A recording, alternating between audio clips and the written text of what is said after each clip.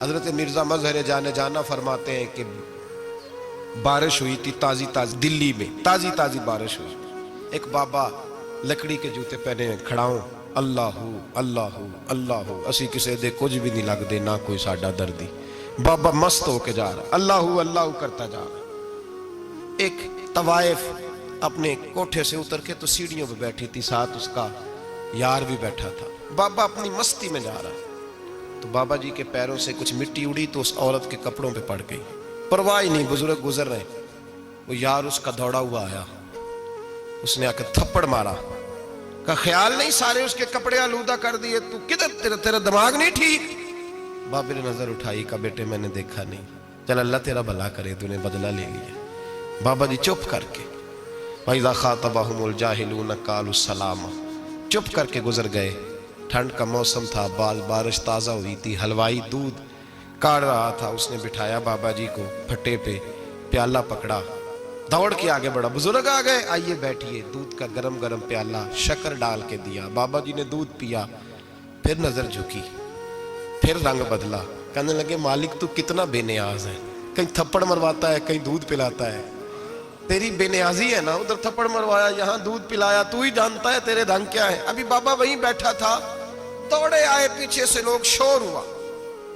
بابے کو دبوچ کے وہاں لے گئے جہاں اس نوجوان نے تھپڑ مارا تھا. کہا تو اللہ کا بندہ ہے, اللہ کے بندے بد دعا تو نہیں دیتے. ہوا کیا؟ کہا تو نے بد دعا دی ہے. کہا نہیں دی, بات بتاؤ. کہنے لگے اس نے تجھے تھپڑ مارا, چھت پہ چڑھا ہے, پیر پھسلا ہے, گردن کے بل گرا ہے, منکا ٹوٹ گیا, مر گیا ہے, تو نے بد دعا دی ہے. بابا جی کہنے لگے یار میں نے تو دوسرا لفظ بھی نہیں کہا, بھلا ہو کہہ کے گزرا ہوں, میں نے نہیں بد دعا دی. کہا تو نے دی ہے تبھی تو مر گیا. کہا نہیں دی. کہا بابا تو بزرگ آدمی ہے, سچ بول. تو بابا جی کہنے لگے سچ سنو. پھر میں آ رہا تھا, میرے پیروں سے مٹی اڑی, اس کے یار کے کپڑوں پہ پڑی, اسے برا لگا, اس نے مجھے مارا. جب اس نے مجھے مارا تو میں کوئی لاوارث تو نہیں تھا. جب اس نے مجھے مارا تو میں کوئی لاوارث تو نہیں تھا. مجھے دشمنوں نہ چھیڑو, میرا ہے کوئی جہاں میں ابھی پکار لوں گا, نہیں دور ہے مدینہ. اس نے مجھے مارا تو میں کوئی لاوارث تھا کہ میرا بدلہ کوئی نہ لیتا. اس نے مجھے مارا ہے تو میرے یار کو برا لگا ہے تو اس نے اسے مار دیا ہے, میری تو غلطی کوئی نہیں. یاروں کا جھگڑا ہے, یہ تو دوستوں کا جھگڑا ہے, یہ تو یاروں کا جھگڑا ہے, کوئی غلطی نہیں میری, کوئی غلطی نہیں. خش جنہ قدر نہیں میرا, اے میرے صاحب نو وڈیاں, میں تے گلیاں دا روڑا کوڑا, میں گلیاں دا روڑا کوڑا, میں نو محل چڑھایا ہے سائیاں, میں نو محل چڑھایا ہے سائیاں. فرمایا اس نے مجھے لاوارث سمجھا تھا کہ تھپڑ مار کے گزر جائے, میرا کو پوچھے گا ہی نہیں. میرے رسول پاک علیہ السلام کے بارے میں رب فرماتے ہیں ابھی میں تو تیرے ہوتے ہوئے کافر کو سزا نہیں دیتا کہ تو موجود ہے. یاد رکھے حضرت فضیل بن عیاض فرماتے ہیں ایک جوان تھا, مسجد میں آیا, لوگوں سے کہنے لگا روٹی کھلاؤ. کسی نے توجہ نہ کی. اس نے کہا میں رب بتانے والا ہوں, میری طرف دیکھو تو صحیح. کسی شخص نے خیال ہی نہ کیا. پھر اس نے کہا یار تھوڑا سوچو. نمازیوں سے کہا, اہل علاقہ سے کہا, انہوں نے کہا تیری طرح کے بڑے درویش دیکھیں. مسجد کے محراب میں وہ رب کریم کا بندہ انتقال کر گیا. جب فوت ہو گیا نا, لوگوں کا مزاج ہے بیمار کو دوائی نہیں دیتے, جنازے پہ وقت پہ پہنچ جاتے. جب کوئی گر رہا ہوتا ہے تو سہارا کوئی نہیں دیتا, جب کوئی گر جاتا ہے ٹانگ ٹوٹ جاتی ہے تو تیمارداری کو زمانہ پہنچ جاتا ہے. اور بزرگ وہ نوجوان اللہ کا نیک بندہ مسجد کے محراب میں فوت ہو گیا. حضرت فضیل ابن عیاض کہتے ہیں امام صاحب نے اعلان کیا چندہ دو, کوئی لاوارث فوت ہو گیا, کفن دینا. چندہ کٹھا ہوا, کفن خریدا, جنازہ پڑا. عشاء کے بعد دفن کر کے آئے. فجر کی نماز کے لیے جب امام اور مؤذن مسجد میں آئے تو چیخیں مارنے لگے, تڑپنے لگے, دور دور تک آوازیں پھیل گئی. دنیا دوڑی آئی, کیا ہوا؟ کہنے لگے وہ جو تم نے کفن پہنایا تھا وہ یہاں پڑا ہوا ہے, اور دیکھو کفن پہ تحریر لکھی ہے. تحریر کیا ہے؟ عرش کے مالک نے فرمایا میرے دوست نے روٹی مانگی تم نے دی نہیں, اس نے تمہیں میرے قریب کرنے کے لیے اپنی طرف توجہ کرائی, تم نے کی نہیں, اور میرا یار تمہارے کفن کا محتاج تھا. سنبھال کے رکھو اپنا کفن, میں نے اسے جنت کا لباس عطا فرما دیا, سنبھال کے رکھو. یہ کوئی لاوارثوں کا ٹولہ ہے؟ یاد رکھیں جو وارث والے ہیں, وارث والے ان کا رنگ اور ہے, جو ماننے والے ہیں ان کا مزاج اور ہے. اپنی زندگی لوارسوں کی طرح نہیں گزارے، تھوڑا سا ادھر گیا تھا تو پھر تھوڑا سا ادھر گیا تھا تو تھوڑا سا، یہ کیا بات ہے؟ یہ کیا بات ہے؟ اپنے آپ کو، اپنی نسبت کو، اپنے عقیدے کو مضبوط رکھیں۔ 1 انچ کے لیے اعلیٰ حضرت فاضل بریلوی رحمت اللہ علیہ کے مکان کی دیوار گر گئی، ایک کونا مکان کا، آپ جانتے ہیں پرانی دیواریں چھوٹی ہوتی تھی اور بارشوں میں اکثر گھروں کی دیواریں گری ہوئی ہوتی تھی، ایک سائیڈ کی دیوار گر گئی تو اس کونے میں ہندوؤں کا گھر تھا۔ اب مستری صاحب رات کو آئے، ان سے بات ہوئی تو کہنے لگے سویرے کام شروع کروں گا۔ کہا 1-2 صاحب نے کہ ہندوؤں کا گھر ساتھ ہے اور وہ دشمن بھی بڑے زیادہ ہیں، تو رات کو ہی ہو جائے۔ کہنے لگا جی نہیں، میری مجبوری ہے، مزدور کہاں سے لاؤں گا، بڑے معاملات ہیں، سویرے شروع ہوگی۔ اب رات کو مولانا ظفر الدین بہاری علیہ رحمہ کہتے ہیں بچے مدرسے کے، باقی سارے لوگ، سب کو جمع کیا گیا، چونکہ اس طرف سے تھوڑا خطرہ تھا ہندوؤں کی جانب سے۔ کہا جناب یہ بڑے دشمن ہیں اسلام کے، تو اس طرح کرو کہ 2-3 بچوں کی ڈیوٹی لگائیں یا کچھ لوگوں کی یہاں رات کو پہرا دیا جائے، ٹھنڈ بھی بڑی زیادہ تھی، کھڑا ہونا بھی مشکل تھا۔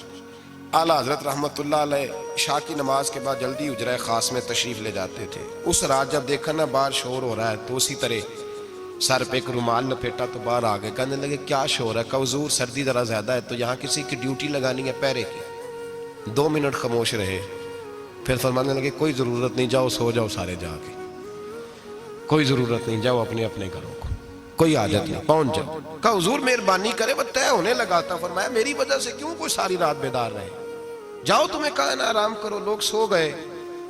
صبح فجر کی نماز پڑھ کے اعلیٰ حضرت رحمت اللہ تعالیٰ علیہ جب سیڑھیاں اتر رہے تھے رضا مسجد کی، تو وہ جس ہندو کی جانب سے زیادہ خطرہ تھا وہ سیڑھیوں پہ بیٹھا تھا، مسجد کی سیڑھیوں پہ۔ سب لوگوں کی توجہ ہو گئی، کہنے لگا مولانا میں کلمہ پڑھنے آیا ہوں، مجھے کلمہ پڑھا کے مسلمان کر دیں، میں کلمہ پڑھنے آیا ہوں، مسلمان کریں۔ لوگوں کی توجہ، اعلیٰ فرمانے لگے نہیں ابھی تو انتظار کر، تھوڑی دیر کے، اچھی طرح سوچ لے، جذباتی فیصلہ نہ کر کہ تو آ رہا ہے۔ یہ کہہ کے جب 2 سیڑھیاں نیچے اترے اس کے پاس سے تو اس نے پیر تھام لیے، کہنے لگا اب ایسے تو نہ کرو، رونے لگا۔ اعلیٰ حضرت رحمت اللہ نے کلمہ پڑھایا، کچھ باتوں کی نصیحت فرمائی، تشریف لے گئے۔ گھیرنے والے گھیر کے بیٹھ گئے، کہنے لگے ہمیں بھی بتا بدلہ کیسے ہے۔ کہنے لگا دیوار گر گئی، آدھی رات کے وقت، آدھی رات تک انتظار کرتا رہا، پہرے دار کوئی نہیں، تو 2 تلواریں لے کر جب میں ان کے مکان کی جانب بڑھا، میں نے کہا آج گردن کاٹوں گا اور کاٹ کر کے نکلوں گا۔ کہتا ہے جب میں قریب آیا تو 2 شیر کھڑے تھے، اوپر سے پلٹ کے آیا تو پھر کھڑے تھے، ادھر سے پلٹ کے آیا تو پھر کھڑے تھے۔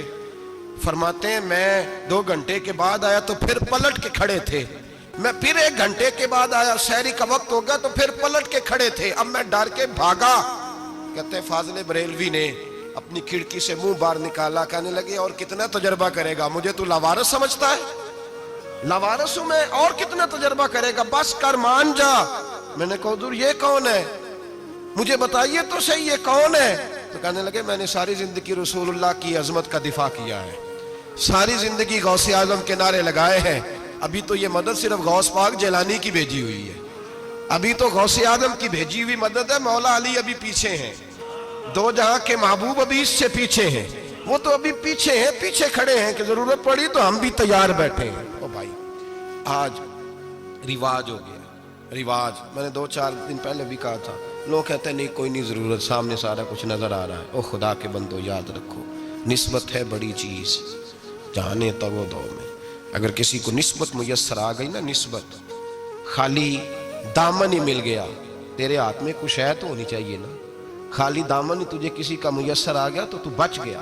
اپنی نسبتوں کی حفاظت کریں، ان کو مضبوط کریں، ان پر محنت کریں، ان پر توجہ رکھیں۔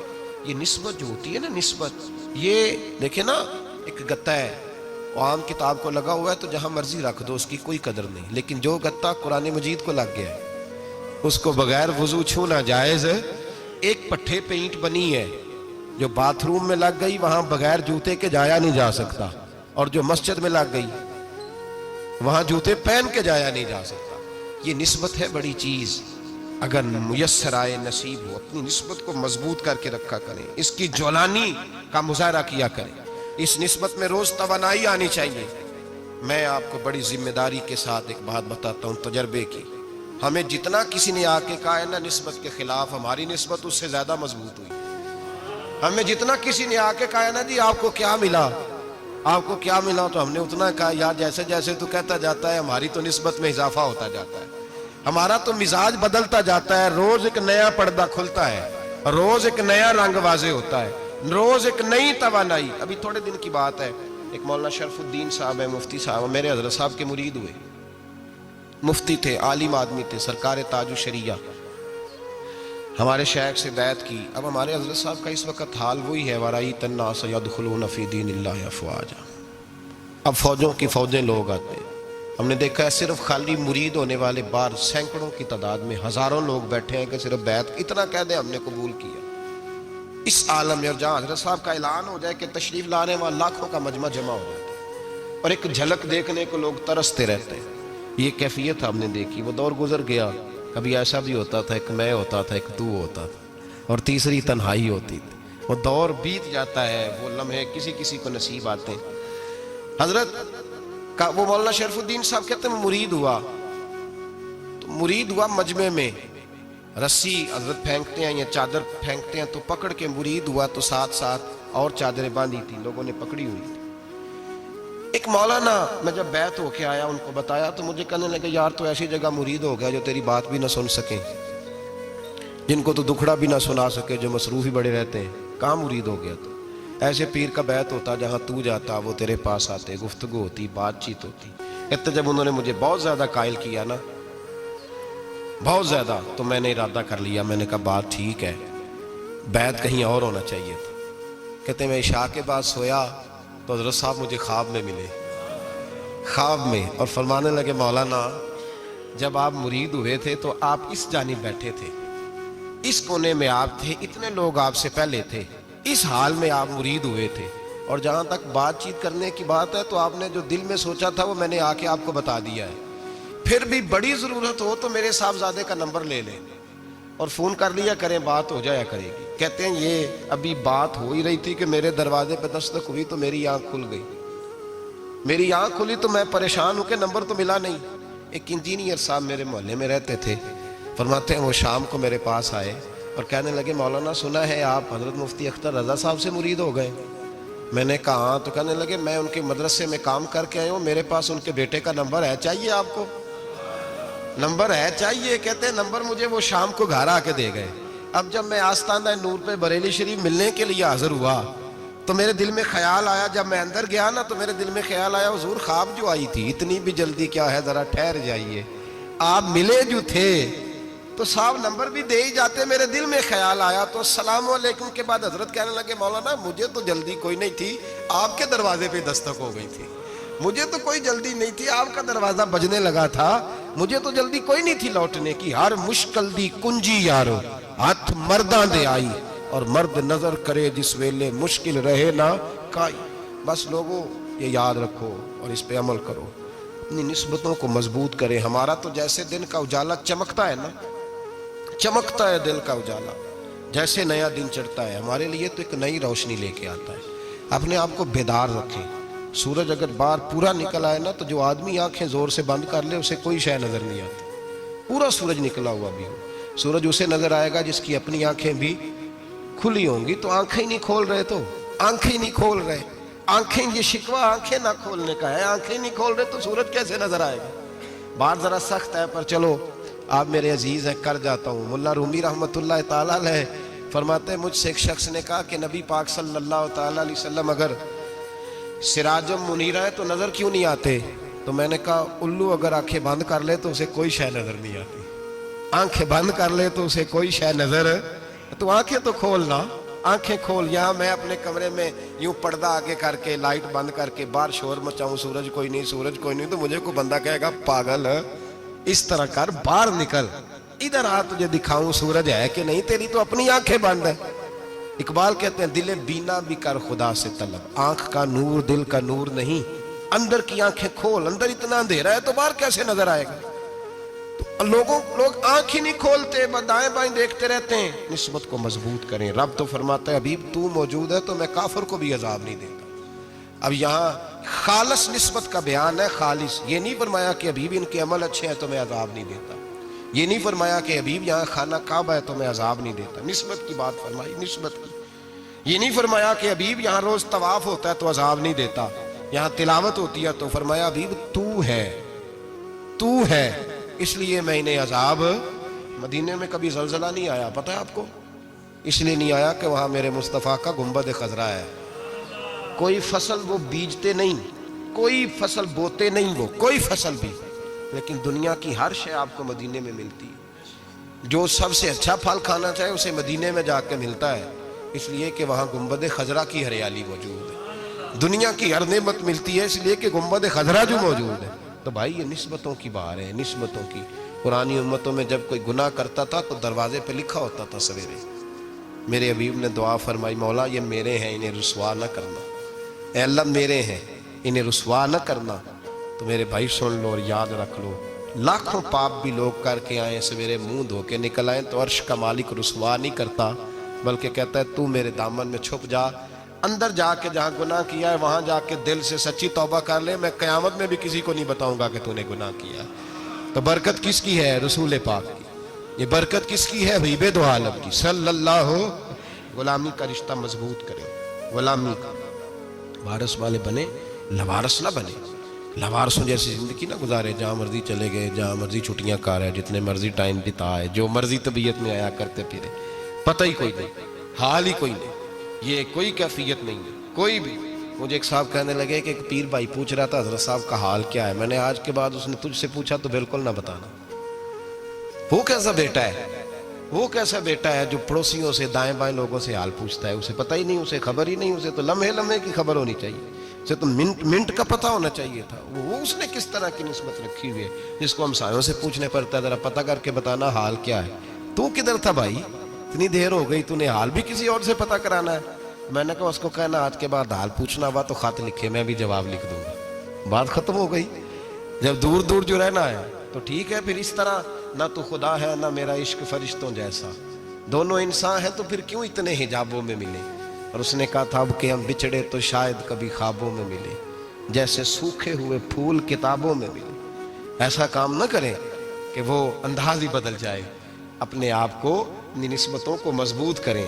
اللہ تبارک و تعالیٰ سے دعا اور التجا ہے کہ اللہ کریم ہمیں نسبتوں کی مضبوطی عطا فرمائے، اور اللہ تبارک و تعالیٰ ہمیں یہ توفیق دے کہ ہم سمجھ جائیں اس بات کو کہ اصل بات ہے کیا، اور اصل کی مضبوطی کتنی ضروری ہے، اصل تک پہنچنا کتنا ضروری ہے. اور یہ بھی یاد رکھیں، اماں جب ناراض ہوتی ہے نا، جب اماں ناراض ہوتی ہے تو کہتی ہے بس نکل جاتا، فٹافٹ نکل جائے، دوڑ جا، کوئی تعلق نہیں. ابا بھی کہتا ہے آج آیا تو ٹانگیں توڑ دوں گا، حال ہی کوئی نہیں. اور وہی بیٹا جا کے 2 منٹ پیروں میں بیٹھتا ہے، کہتا ہے ماں تجھے پتہ ہی نہیں میں کتنی ٹینشن میں تھا. تو وہی اماں باہر نکل کے پہلے بڑھ کے مار رہی ہوتی ہے حد کر دوں گی، پھر وہی اماں کہتی ہے بڑا پریشان ہے بیچارہ. یہ کیفیت ہے. اپنے آپ کو صحیح کریں، اپنی نسبتوں کو مضبوط کریں، احکامات پہ عمل کریں، محبوب کی غلامی تگڑی کریں. یہ جو سستیاں ہیں، کوتاہیاں، ان کو دور کریں.